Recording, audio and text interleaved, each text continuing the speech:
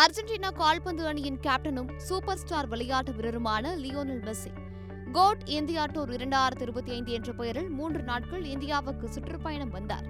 கொல்கத்தா, ஹைதராபாத், மும்பை என இந்தியாவின் முக்கிய நகரங்களில் நடைபெற்ற நிகழ்ச்சிகளில் கலந்து கொண்ட மெஸ்ஸி மீண்டும் அர்ஜென்டினாவுக்கு திரும்பினார்.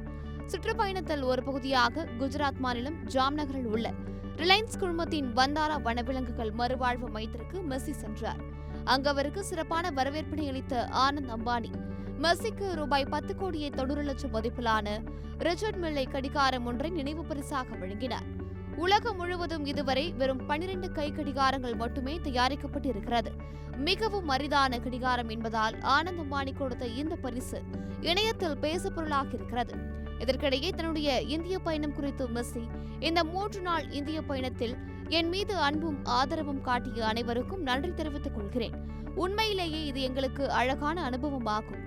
உங்களின் அன்பையும் நேசத்தையும் எங்களுடன் எடுத்து செல்கிறோம். நாங்கள் நிச்சயம் மீண்டும் இந்தியாவுக்கு வருவோம். கால்பந்து போட்டியில் விளையாடவோ அல்லது இதுபோன்ற நிகழ்ச்சியில் கலந்து கொள்ளவோ மறுபடியும் இந்தியாவுக்கு வருகை தருவோம் என்று நம்புகிறேன்.